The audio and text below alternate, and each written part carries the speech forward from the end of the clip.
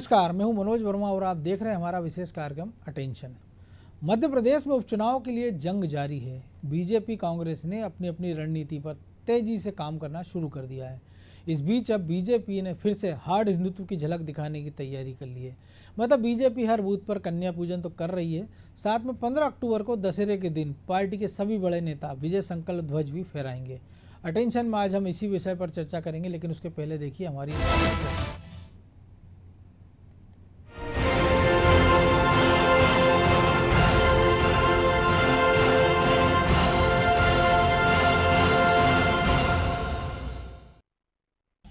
मध्य प्रदेश में 4 सीटों पर हो रहे उपचुनाव को लेकर सरगर्मियां तेज होती जा रही हैं।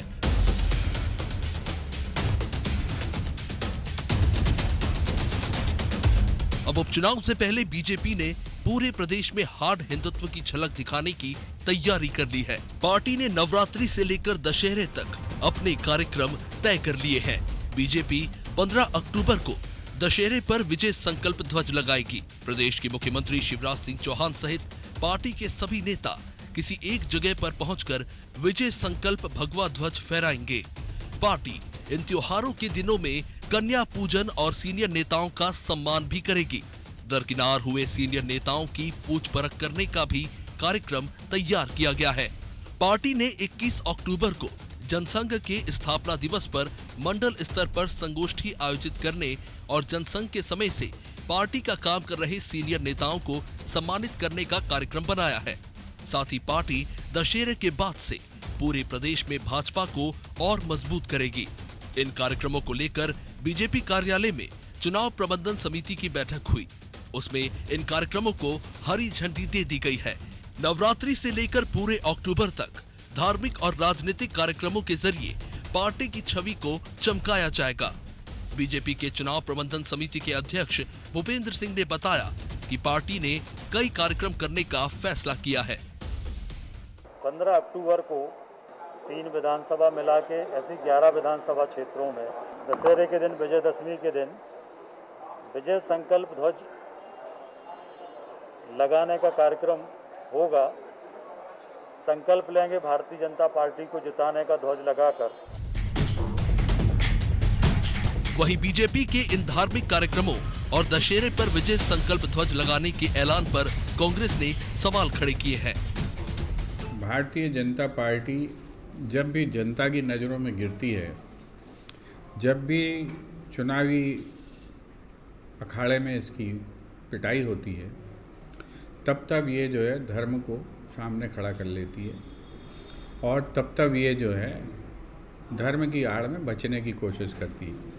अगर भारतीय जनता पार्टी विजय ध्वज लेकर निकल रही है तो हिम्मत करके भारतीय जनता पार्टी का झंडा क्यों नहीं लगाती, जो है ये भगवा झंडा क्यों लगाती है?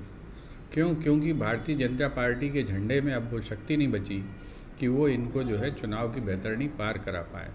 और ये जो खेल है, ये जो ढोंग है, ये कई वर्षों से कर रहे हैं। दरअसल कमलनाथ सरकार के गिरने के बाद बीजेपी की नई सरकार में दल बदलने वालों को पूरी तवज्जो मिल रही है।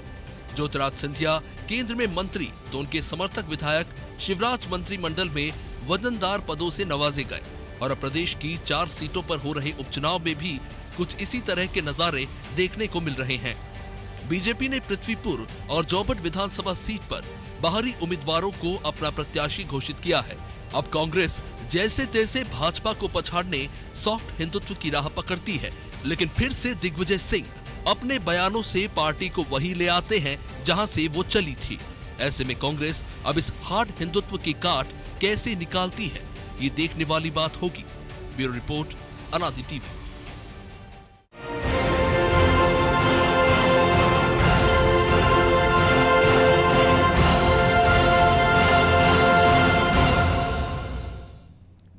तो इसी विषय पर चर्चा करने के लिए हमारे साथ जुड़े हुए हैं वरिष्ठ पत्रकार सुरेश शर्मा और हमारे सहयोगी ब्रजेश चौक से।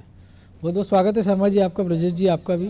शर्मा जी, वाकई विजय संकल्प है अगर, तो फिर 11 विधानसभा क्षेत्रों में ही क्यों, पूरा प्रदेश में क्यों नहीं? देखिए, मुझे लगता है अभी तो 11 में विजय प्राप्त करना है और उसके बाद जो है ये फैलाव हो जाएगा और एक चीज ये है कि विजयदशमी के दिन जो है, दशहरे के दिन जो है, वो शस्त्र पूजन का कार्यक्रम तो स्वाभाविक रूप से रहता है, क्योंकि इस दिन तो पूरा हिंदू समाज जो है वो शस्त्र पूजन का कार्यक्रम करता है, भगवा ध्वज भी फहराता है। तो उसको जो है एक राजनीतिक रूप से समझ लीजिए या चुनावी दृष्टिकोण से समझ लीजिए या संगठन में भावनात्मक रूप से तैयारी करने के लिहाज से समझ लीजिए, एक सांगठनिक आयोजन करने का निर्णय लिया होगा भाजपा ने। क्योंकि भाई मेरे को तो इतना मालूम है कि भूपेंद्र सिंह जी ने पत्रकार वार्ता में ये सब बताया, लेकिन अंदर की जानकारी मैं नहीं पाया जी कि इसके पीछे का मकसद क्या है। तो मुझे ये लगता है कि ये इस आयोजन को बहुत ज्यादा नहीं देखना चाहिए। क्यों नहीं देखना चाहिए, उसका कारण बता रहा हूँ। देखिए क्या है, राजनीति में मनोज जी हम सब लोग बहुत बारीकी से जब अध्ययन करते हैं तो हमारे सामने एक बात आती है कि आखिर वोट जो है वो ही जीत दिलाता है। क्योंकि जब अटल बिहारी वाजपेयी जैसे आदर्श राजनेता की सरकार एक वोट के कारण गिर गई, तब ये समझ में आया कि बिना वोट और बिना मुंड राजनीति में कोई मतलब नहीं है। आप कितने ही सिद्धांतवादी हो जाइए, कितने ही चरित्रवान हो जाइए, यदि इस देश में अटल बिहारी वाजपेयी की सरकार एक वोट से गिरती है तो इसका मतलब ये होता है कि राजनीति में सच्चरित्र नहीं है। इसलिए अब वोट कहां से आएंगे? क्योंकि मुझे ये एनालिसिस करने में कोई दिक्कत नहीं है कि देश का मुस्लिम समाज जो है वो भाजपा के विरोध में वोट देता है, पक्ष में नहीं, विरोध में देता है। और विरोध भी कौन सा, कि भाजपा का कैंडिडेट को कौन हरा सकता है। सपा वाला हरा सकता है, बसपा वाला हरा सकता है, कांग्रेस वाला हरा सकता है, या तृणमूल कांग्रेस का हरा सकता है जी। तो हमारे सामने वो ये उदाहरण है, यदि आप उसको विश्लेषण के रूप में देखेंगे तो हमारे सामने उदाहरण है कि पश्चिमी बंगाल की लगभग 125 सीटें ऐसी थी जो मुस्लिम डोमिनेटेड थी और वहां मुसलमानों के वोटों से ही जीत हार तय होती थी। वो सारी की सारी सीटें तृणमूल कांग्रेस को गई हैं, जो कभी जो है इसको भी वाम दलों को भी मिल जाती थी, सीपीआई सीपीएम को भी और कांग्रेस को भी मिल जाती थी। वह 100% चेंज हुआ है। उत्तर प्रदेश में आप राजनीति को समझने की कोशिश करेंगे, जब भी साफ मन से यदि कोई विश्लेषक विश्लेषण करेगा तो वो ये लिखता है, वो ये कहता है कि मुस्लिम समुदाय के वोटों के कारण भाजपा को ये नुकसान हो रहा है। फिर आप ये देखिए कि पूरे राजनीतिक पार्टियां देश भर में बरसों बरस से, लंबे समय से, मैं समझता हूं 1 दशक से अधिक समय से या 2 दशक के आसपास से ये कहती आ रही हैं कि हम सांप्रदायिक शक्तियों की सरकारें नहीं बनने देंगे। इसका तात्पर्य यह है कि सांप्रदायिक शक्तियों में हिंदू समाज पर अटैक करने जाने लगा, क्योंकि भाजपा को हिंदूवादी पार्टी माना जाता है। और आज आपने भी अपने शीर्षक में हार्ड हिंदुत्व की बात लिखी है। तो इसका तात्पर्य यह है कि इस देश में वोटों का स्थान कहां खाली है, क्योंकि मुस्लिम समाज एंटी वोट देता है, फिर कुछ दलित हैं वो मायावती के साथ चले जाते हैं। भाजपा कोशिश करती है कि दलित को समग्र हिंदू समाज का हिस्सा मान करके अपने साथ जोड़ने की कोशिश करे। तो आपके पास इस देश में जहां वोट प्राप्त करने का साधन होगा तो वो स्थान कौन सा है? वो केवल हिंदुओं का स्थान बचता है, जिस स्थान से भाजपा अपना जो है वो ग्रोथ कर सकती है। तो 2014 का जो चुनाव का परिणाम था मनोज जी, आप उसको गौर से भी जब भी विश्लेषण करने बैठेंगे तो मुस्लिम समाज का जो विरोध में वोट जाता था उसकी प्रतिक्रिया में वोट हुआ है। और मुझे लगता है कि हमें प्रतिक्रिया को गलत मानना चाहिए या नहीं मानना चाहिए, इस पर हमको विश्लेषण करना पड़ेगा। यदि एक लाइन और, यदि हम लखीमपुर खीरी में कुचले जाने को गलत मानते हैं, उसकी आलोचना करते हैं, उसकी निंदा करते हैं और गिरफ्तारी की मांग करते हैं, लेकिन उसके प्रतिक्रिया में जो 3 भाजपा के कार्यकर्ता मार दिए गए लाठियों से कूट करके, उस पर हमारी जबान नहीं खुलती। क्यों नहीं खुलती? क्योंकि वो एक राजनीतिक संबंध वाला लोग था। लेकिन हत्या क्रूरतम कौन सी है?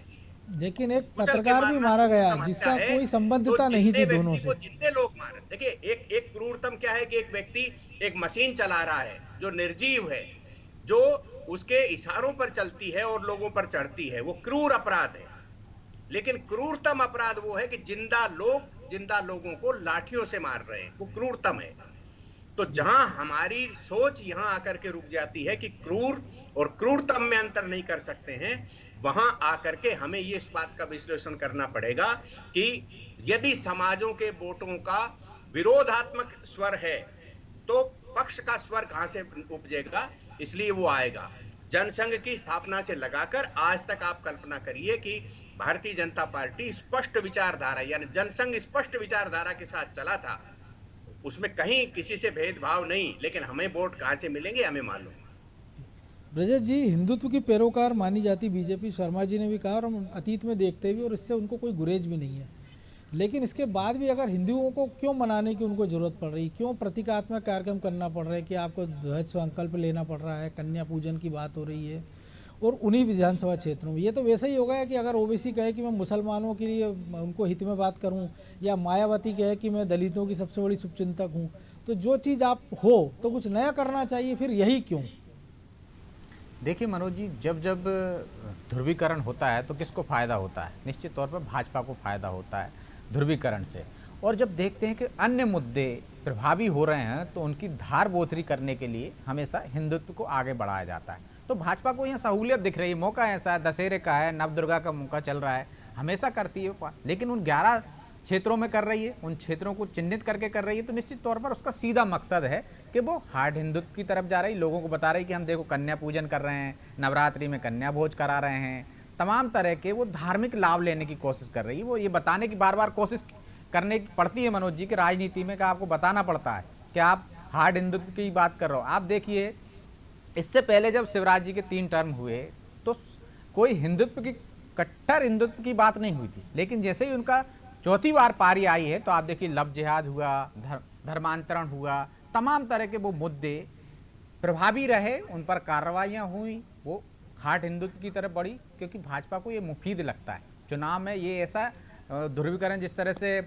शर्मा जी भी कह रहे थे कि क्यों ना करें भाई, जब वोट चाहिए, वोट के लिए कर रहे हैं ना, तो साफ संकेत है कि भाई वोट के लिए कर रहे हैं। तो उन जिनों को, क्षेत्रों को आपने चुना है जहां आपको वोट मिल सकता है, नहीं तो पूरे प्रदेश में करते आप। हाँ, आगे बढ़ेंगे, आप बाकी जगह भी करते हैं, पहले से भी पूजन करते रहे हैं, लेकिन अभी क्यों? तो अभी इसका सीधा सीधा है कि हम देखते हैं कि कांग्रेस भी धीरे धीरे सॉफ्ट हिंदुत्व की तरफ चली जाती है। आप कमलनाथ जी को देखिए तो वो बार बार वही बात करते हैं।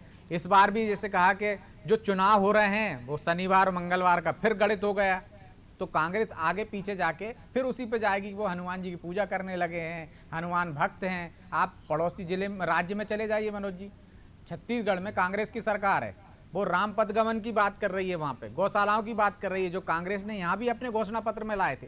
तो जब एक पार्टी उस तरफ बढ़ रही है, सॉफ्ट हिंदुत्व की तरफ, तो जो हिंदुओं का वोट लेने वाली पार्टी है उसको कट्टर होना ही पड़ेगा, हार्ड हिंदुत्व की तरफ जाना ही पड़ेगा, क्योंकि सॉफ्ट से नहीं होगा, सॉफ्ट तो वो भी हो गए, तो उनसे आगे की बात करना पड़ेगी। इसलिए आगे की बात करते हैं सिर्फ वोट के लिए, ताकि बाकी मुद्दे प्रभावी ना हो। यदि ध्रुवीकरण होगा, यदि कांग्रेस भी इस मुद्दे पर जवाब देने लगेगी, तो निश्चित तौर पर वो कांग्रेस कह भी रही है कि आप रेप की घटना रोकिए, महिलाओं पे अत्याचार रोकिए। तो फिर जब कांग्रेस इस तरह से हमलावर होती है कि आप पैर पूजने से कुछ नहीं होने वाला, इस दिशा में कदम उठाइए, तो इसका फायदा होता है। यदि कांग्रेस महंगाई पे बात करे, बिजली समस्या पे बात करे, सड़कों पे बात करे, जो जमीनी मुद्दे हैं जो जनता को प्रभावित करते हैं उन पर बात करेंगे, तो वहाँ पे आपको भाजपा बैकफुट पे नजर आएगी। उसको जवाब देना पड़ेगा कि नहीं, किस वजह से है, कोरोना काल है, सड़कें क्यों खराब हैं, बिजली की समस्या क्यों है, कि कोयले की कमी है, तमाम तरह के आपको जवाब देना पड़ेगा। लेकिन जब आप हिंदुत्व की बात करते हो तो भाजपा हमलावर होती है और जवाब में जो बचाव में आ जाती है कांग्रेस। तो ये सीधा सीधा है, वोट के लिए इसके लिए उपयोग करने की रणनीति है एक तरह से भाजपा की। जी शर्मा जी, एक और कार्यक्रम होगा कि जनसंघ के स्थापना दिवस पर जो पुराने पीढ़ी के बीजेपी नेता, उनकी पूछ परख की बात हो रही पार्टी में, लेकिन जब अब चुनाव होना है तो हम देख रहे हैं कि जोबट की बात कर लें, हम पृथ्वीपुर की बात कर लें, क्योंकि पिछली बार जो सिंधिया समर्थक आए थे वो मजबूरी थी कि आपको सरकार बनाना थी। लेकिन अब तो आपकी पार्टी के जो मौजूदा कार्यकर्ता हैं, जो सक्रिय, आप उनकी चिंता कर लेते, बजाय उसके जिनको आपने घर बिठा दिया या जिनको आप घर बिठाते जा रहे हैं, उनकी चिंता कर रहे हैं पार्टी। और आपका अपना स्थापना दिवस होता है 6 अप्रैल को, ये कार्यक्रम शायद तब भी हो सकता था। देखिए एक चीज मनोज जी, आप विचार करिए, और मैं क्या थोड़ा पॉजिटिव सोचता हूँ इस मामले में। नहीं, लेकिन पॉजिटिव होना चाहिए, लेकिन ये जो अभी 2-3 महीने पहले तक ये ऐसा शब्द था जिसको लेके लोग सुन के अभी तक भयाक्रांत हो जाते हैं। नहीं, मैं पॉजिटिव सुनकर मैं फिर अपनी बात पर आ रहा हूँ जी।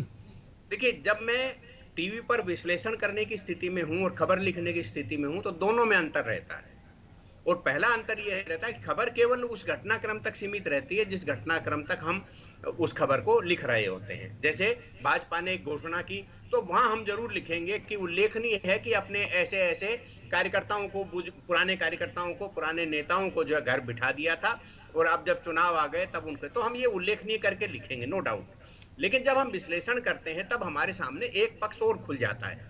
आखिर क्या मजबूरी है कि जोबट में, मैंने पिछली बार भी आपके कार्यक्रम में कहा था कि क्या मजबूरी है कि जोबट में, जोबट की मजबूरी मैं आपको रोक रहा हूँ थोड़ा सा कि मजबूरी पे ही बात कर लें। तो मजबूरी क्या है कि चुनाव के समय सब कुछ कर रहे हैं आप, तो ये उन भूले बिसरे कार्यकर्ताओं को याद करने की अभी मजबूरी क्यों? आपके स्थापना दिवस पर कर सकते थे, आप जब जीत जाते तब उस जश्न में उनको बुला लेते कि पार्टी कार्यालय में कि आइए, ये हमारे शिल्पकार है जिनके कारण पार्टी यहाँ तक पहुंची है। अभी क्या मजबूरी है? मैं अभी जो मजबूरी पे आगे बढ़ा रहा हूँ।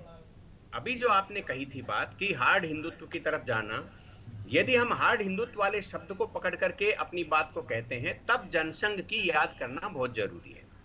और अभी क्या है, भारतीय जनता पार्टी एक राजनीतिक पार्टी के रूप में काम करती है, इतने तक सबको सीमित किया हुआ है। जनसंघ का विलय जो जनता पार्टी में हुआ था उसके बाद से जनसंघ का नाम बहुत कम लिया जाता था। अभी हमारे सामने ये बातें आने लगी हैं कि जनसंघ के संस्थापक अध्यक्ष दीनदयाल उपाध्याय जी का नाम जो भाजपा के नेता के रूप में लिया जा रहा है, जबकि वो जनसंघ के थे। तो जनसंघ का नाम इस रूप में भी लिया जाने लगा है क्योंकि अब हम इस देश में एक मुफीद स्थिति में महसूस कर रहे हैं, मतलब भाजपा।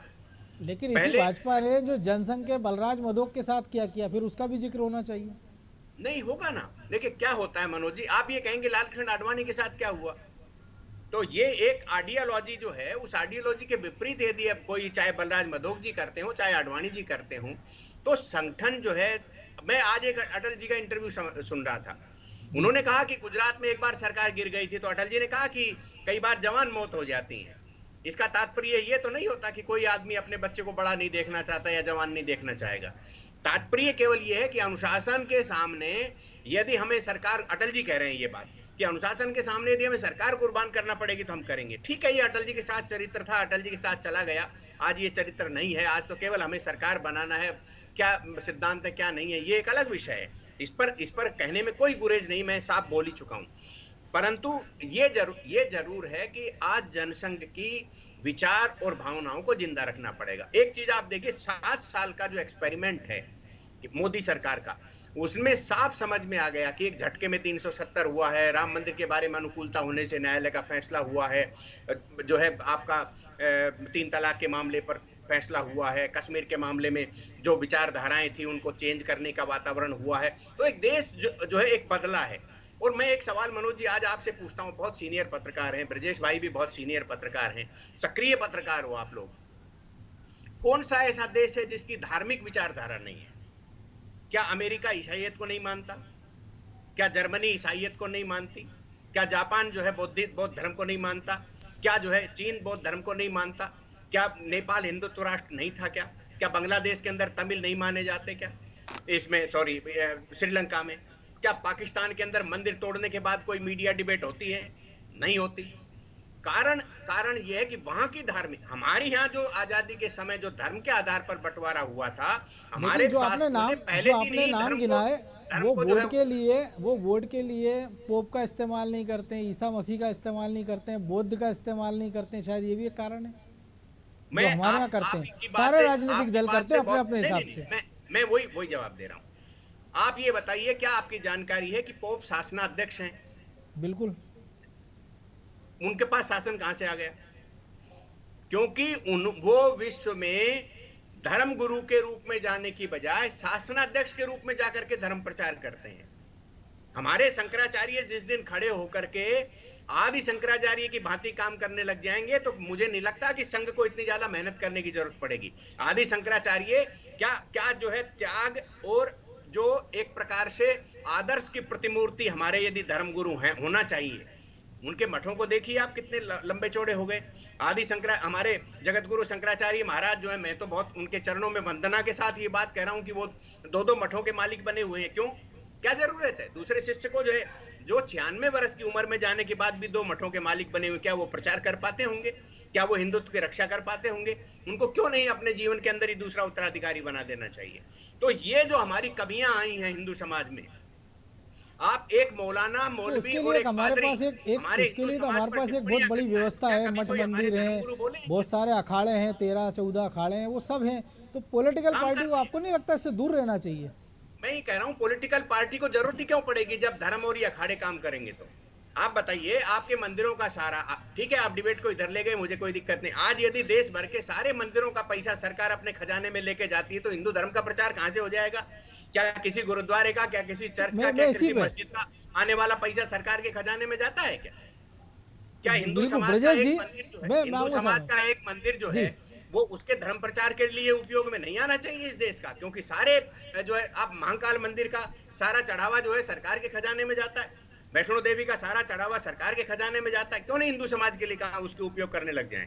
वो सारे बिल्कुल धर्मों ब्रजेश में जी, बढ़ता है। शायद इसी सवाल का जवाब मैं शायद आपसे लूं कि कहाँ जा रहा है और क्यों जा रहा है। तो जो पॉलिटिकल पार्टियां जो कहती हैं कि हम राम भक्त हैं, हनुमान भक्त हैं, शिव भक्त हैं, झंडा लगाने की बात करें, कन्या पूजन, उन्हीं की सरकार है, तो उनको ये क्यों नहीं कर देना चाहिए? ये आपको क्योंकि अब तो जानकारी नहीं, ये प्रस्ताव साध्वी प्रज्ञा ये सिंह ने भी प्रस्ताव अब तो आवाज उठाई इसको लेकर। मान्यवर तो जिनकी मान्यवर सरकारें ये- हैं जो हिंदुओं के नाम पे वोट मांग रही है, हिंदू प्रतीकों का इस्तेमाल कर रही है, उनके धर्म स्थलों का इस्तेमाल कर रही है, उनके आराध्यों का इस्तेमाल कर रही है, तो उनके जो आराध्य हैं उनके खजाने पर इनकी नज़र क्यों नहीं उसका जनता पे सीधा खर्चा किया अगले जाए? चुनाव में क्यों 3 साल का समय है मनोज जी। देखिए मनोज जी, और हो मुझे सकता लगता है है कि कि भविष्य में विश्व ये हिंदू भी हो परिषद जाए ने और जो करना है भी चाहिए सरकार सरकार को। कह आप दिया एक कि आप ऐसा प्रस्ताव लेकर के आइए जिसका पैसा समाज में खर्च हो, और ये बिल्कुल होना चाहिए। जी क्योंकि मुझे याद है परम श्रद्धेय स्वरूपानंद महाराज जी ने ये आपत्ति उठाई थी और उन्होंने ये कहा था कि जो साईं बाबा का मंदिर है उसमें चढ़ावा बहुत ज्यादा आता है, ये उन्होंने एक प्रश्न उठाया था।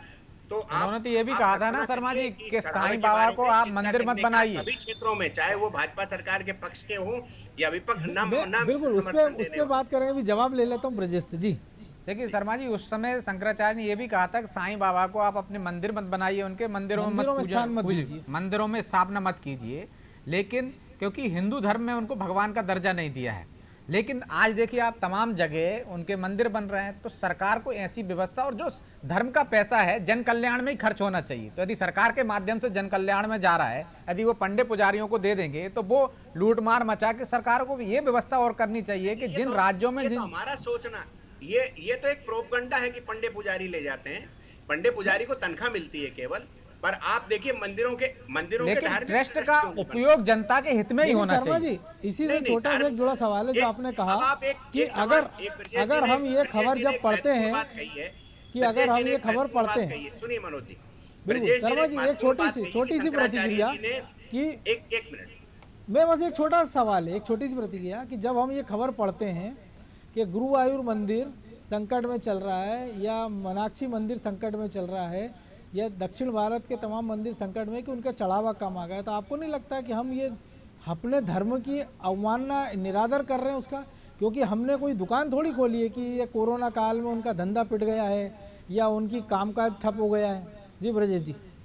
निश्चित तौर पर मनोज जी, थोड़ा सा कि बाकायदा ट्रस्ट जैसे काम करता है, सेवा का काम करता है, उसी तरह से जो धर्म के जो ट्रस्ट हैं, मंदिरों के जो ट्रस्ट हैं, उनका उपयोग शिक्षा के क्षेत्र में, स्वास्थ्य के क्षेत्र में तमाम कुछ कर भी रहे हैं। लेकिन इनका व्यापक पैसा जो है वो खर्च वहां होना चाहिए और सरकार की इसकी निगरानी करना चाहिए। सरकार अपने खजाने में क्यों ले, सरकार को बाकायदा मॉनिटरिंग करेगी तो जो गड़बड़ियां नहीं होंगी। तो निश्चित तौर का इस पर सदुपयोग किया जा सकता है। उसके लिए शंकराचार्य जो हैं हमारे, वो पहल कर सकते हैं और करना भी चाहिए समाज को कि इसका किस तरह से लोगों के उपचार के लिए, लोगों के रोजगार के लिए, बाकी तमाम सुविधाएं देने के लिए जो जनहितैषी हैं उस पर खर्च होना चाहिए, ना कि ये रखा हुआ पैसा बर्बाद ही होना। क्यों रखें हम उसको? जो एक रखी हुई लक्ष्मी है वो चलायमान क्यों ना करें उससे? उस ट्रस्टों से और पैसा आएगा तो और अगली चीज जो सुविधा दीजिए आप देश के लोगों के लिए। क्यों नहीं उससे हॉस्पिटल खुल जाए? छोटी सी प्रतिक्रिया 30 सेकंड में, क्योंकि समय मैं एक लाइन ये बोलना चाह रहा था कि ब्रजेश जी ने ये कहा कि शंकराचार्य जी ने तो ये भी कहा था कि साईं बाबा के मंदिरों के अंदर जो है छोटे छोटे मंदिर नहीं बनना चाहिए। यही तो मैं इतने दिन से चिंता व्यक्त कर रहा हूँ और मेरे जैसे अनेकों लोग जो हैं जो धर्म के प्रति सोचते हैं वो चिंता कर रहे हैं कि हमारे शंकराचार्यों महाराजों की जो विश्वसनीयता होना चाहिए कि उनके एक आह्वान पर सब मान लेना चाहिए। लेकिन उनके लेकिन आह्वान लेकिन पर कोई शर्मा जी असर उसका नहीं बहुत होता, फर्क उनको पड़ा था। बोलना चाहिए शंकराचार्य जी कि जरूर वो एक बार ऐसे- बोल के रह ऐसी गए, स्थिति में भी उनको अपने लगातार आप को अभियान संभाल चलाना सकते चाहिए था, तो उससे जागरूकता बढ़ती। लेकिन जो लोग कानून बना के सारी चीज़ों में दखल दे रहे हैं, तो शायद एक कानून इस बारे में बनना चाहिए। बहरहाल अब चाहिए, समय इजाज़त नहीं दे रहा, इसलिए चर्चा को यहीं विराम देना होगा। तो निश्चित तौर पर कि चुनाव के समय राजनीतिक पार्टियां अपने स्तर पर सारे कामकाज देखती हैं, प्रोपेगेंडे अपनाए जाते हैं, कई तरह के नए हथकंडे अपनाए जाते हैं कि कैसे वोट बटोरे जाएं। लेकिन अगर आप किसी एक धर्म विशेष को लेकर, एक एजेंडे को लेकर जाते हैं, तो उससे जो जुड़ी खामियां हैं, जो बुराइयां, उस पर भी चिंता व्यक्त की जाना चाहिए और उनमें कैसे सुधार किया जा सकता है कि आप उसको सोशल सेक्टर के जरिए सुधार सकते हैं, कानून के जरिए उसमें सुधार ला सकते हैं। इन सारे तमाम पहलुओं पर भी विचार किया जाना चाहिए। अटेंशन में आज इतना ही, मुझे दीजिए इजाज़त और आप देखते रहिए आनादि टीवी। नमस्कार।